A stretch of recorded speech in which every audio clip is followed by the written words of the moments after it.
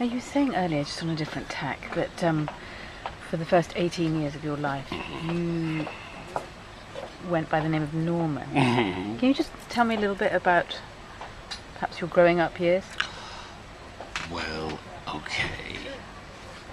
So, my mother came to England and she had me fostered for a short period of time while she was studying. She gave me to foster parents, so she gave me to a social worker, who then gave me to foster parents, who said, treat this as an adoption. He's yours forever. His name's Norman, but you can give him a second name. So they call me Mark, after Mark in the Bible.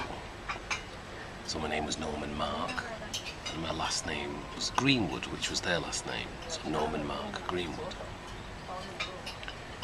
And they were my mum and dad, and they were white, and they lived in a village in England.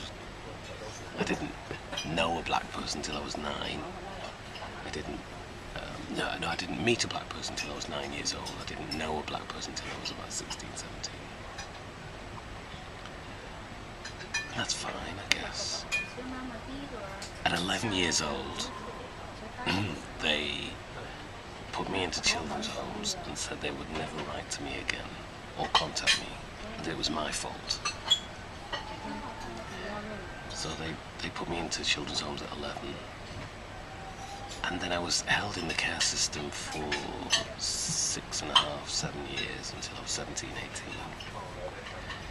I was in 5 different children's homes, which had staff in the children's homes that would change every 2 hours, with children that were only ever there for a year. At 18 years of age, I realised that I didn't know anybody that knew me for a year. My foster parents never contacted me again.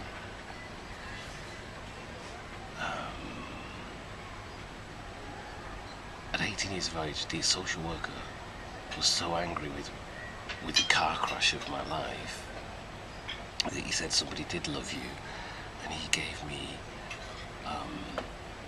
letters from my mother pleading for me back to the social worker, whose name was Norman. He'd named me after himself. Oh my goodness. She said, I want Lemn to be with his own people in his own country. I don't want him to face discrimination. She was 21 years of age. So my mum, who'd had me fostered for a short period of time to a social worker, to whom she wanted me fostered for just while she was studying, who'd named me after himself, she had no idea about that. He wrote back to her and said, Lem's doing fine, he's with his foster parents and he's in good health. He didn't reply to any of her questions, very clear questions. So at 18 years of age, I was let go by the social services, and I had nobody. And nobody, brothers, sisters, fathers, aunts, mothers. And so I started searching for my mother from that letter, and it took me 3 years alone. By the way, my first book of poetry came out at 21, and I was reading very early. Anyway, so there'd been revolutions in Ethiopia in between that time. I found my mother, and then I spent the next 14 years finding the rest of the family. My father's side of the family, my brothers and sisters and aunts and uncles and cousins all over America and Europe and Africa. Found them all. Found everybody. And that's it, really. Awesome story. It's incredible. Yeah. Also, everything is based on fact. There's no supposition, that's all factual. And I've made documentaries for the BBC, which have proved, because family's just a collection of people proving that each other exists over a lifetime. Family's just series of disputes between one group of people over a lifetime, but I had nobody to dispute anything with. So, you know, facts become really important in that. Some people say to me, you know, yeah, but family's not all perfect, and I wonder how they've made such a assumption that I would assume that the idea that it's not perfect is what it is. People often only realise that when they have kids of their own. I don't have kids of my own. So yeah. And also, you know, I've never had a personal life because in care, everything about me was discussed. That's my entire childhood as public record.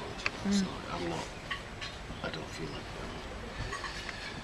people say, oh, that's really personal. I'm like, well, actually, it's not for me.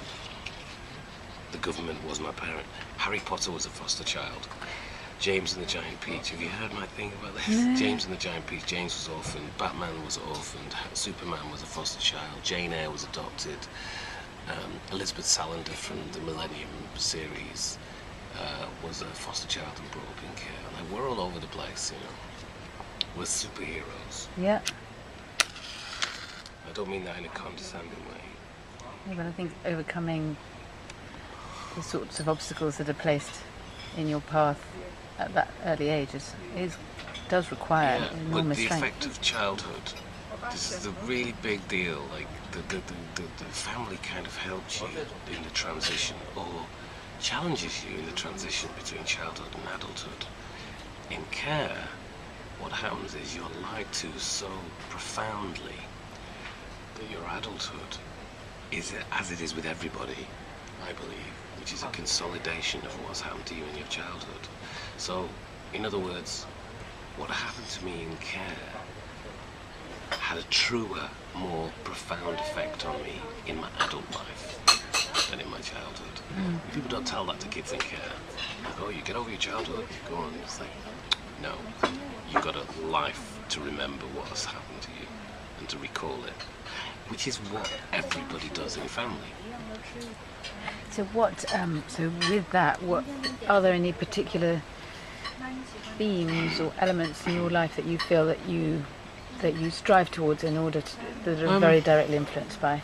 No, I think that the most sort of profound lesson I've learned in piecing together my past is that it is most important to be in the present, not the future and not the past, but to be present and be in the present. So you learn all this crap about yourself, and you know you fix all the things you think need fixing, or you don't. And then actually the lesson most of all to learn is that none of it matters. Do you know what I mean? In the truth of being, say, at peace or being, you know, it's all about being in the present.